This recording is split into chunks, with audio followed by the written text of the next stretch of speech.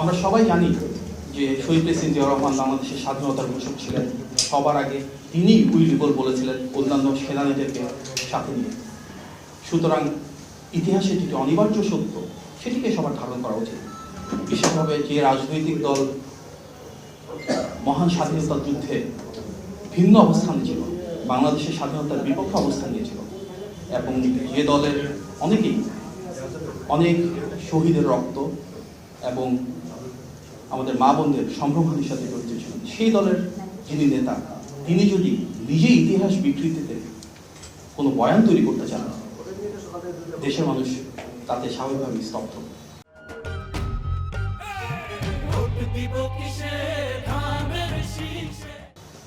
আমরা মর্মাহত এবং বিশ্বাস করি যা সত্য, যা সঠিক, যা ন্যায়সঙ্গত, সেটি দেশের মানুষের সামনে নির্মমভাবে উপস্থাপন করতে হবে, এবং সেটি হওয়া উচিত আগামী বাংলাদেশের সবার প্রত্যাশা।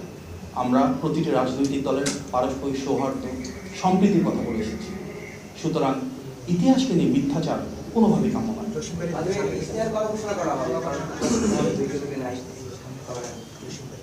আমরা ইতিমধ্যে ইশতেহারের কাজ অনেকটুকু গুছিয়ে এনেছি। বিএনপি সে রাজনৈতিক দল যেটি বিভিন্ন শ্রেণী পেশার মানুষের সাথে এবং সাংগঠনিক কাঠামো ব্যবহার করে দেশব্যাপী ইশতেহার এবং আমাদের 31 দফা নিয়ে 27 দফা নিয়ে অনেকগুলো কর্মসূচি গ্রহণ করেছি। তার আলোকে আমাদের ইশতেহার অনেকটাই প্রস্তুত। একটি পরিকল্পনা আছে, আগামী শুক্রবার আমরা হয়তো ইশতেহার ঘোষণা করতে পারি।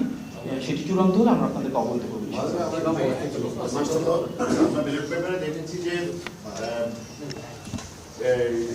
জামাত এবং অন্যান্য দলগুলোর ইয়েগুলো আপনার প্রতীকগুলো সামনে দেওয়া হচ্ছে এবং আপনাদের প্রতীকটা মিডিয়াতে দিয়েছে, যেখানে ভাঁজ করলে যেটা বাতিল হয়ে যাওয়ার সম্ভাবনা সেটা হয়েছে কিনা সে ব্যাপারে আপনাদেরকে কতটুকু আশ্বস্ত করছে? দেখুন, যে পোস্টার ব্যালটগুলো পাঠিয়ে দেওয়া হয়েছিল সেটি তো নতুন করে ফেরত আনার মতো পর্যাপ্ত সময় নাই। স্বাভাবিকভাবেই বিএনপি এখানে লেভেল প্লেইং ফিল্ডে কিছুটা ইনজাস্টিসের শিকার হয়েছে। আমরা আহ্বান জানিয়েছি লোকাল যে পোস্টাল ব্যালটগুলো আছে, যেগুলো নির্বাচন পরিচালনার সাথে যারা সম্পৃক্ত থাকে, ওনাদের জন্য যেন সেগুলো কারেকশন করা হয়। নির্বাচন কমিশন থেকে আমাদেরকে কথা দেওয়া হয়েছে, এবং এর পাশাপাশি আমরা এই বিষয়ে একটা সুষ্ঠু তদন্ত দাবি করেছিলাম যে কারা এভাবে উদ্দেশ্য প্রণোদিতভাবে ধানের শীষকে এমন একটা জায়গায় প্রতীক রাখা হলো যার কারণে অনেকে ভোট দিতে সমস্যা হবে। এখন পর্যন্ত আমরা এই তদন্তের কোনো প্রতিবেদন বা আপডেট পাইনি। কোনো ব্যালট পেপারের কোনো সংযুক্তি পেয়েছেন কিনা বা ইয়ে হয়েছে কিনা, যেহেতু আগামী 10 দিন বা 9 দিন পর আমাদের নির্বাচনে আমরা যাচ্ছি, ব্যালট পেপার যদি এখনো ঠিক না হয় তাহলে এই ক্ষেত্রে তো আপনারা একটা জাতি বিভ্রান্তির মধ্যে পড়ে যাবে। প্রবাসী ভোটারদের তো ব্যালট পেপার ইতিমধ্যে পাঠিয়ে দেওয়া হয়েছে। দেশিগুলো আমরা যতটা জানি যে ওনারা সেটাকে কারেকশন করেছেন এবং সেটা পেয়েছেন কিনা? পেয়েছেন। আমরা দেশি তো যেটা আছে ওটা তো কারেকশন করেছেন। জি, দেশি যেগুলো আছে সেগুলো ওনারা প্রপার ওয়েতে করেছেন, যেটা করা উচিত।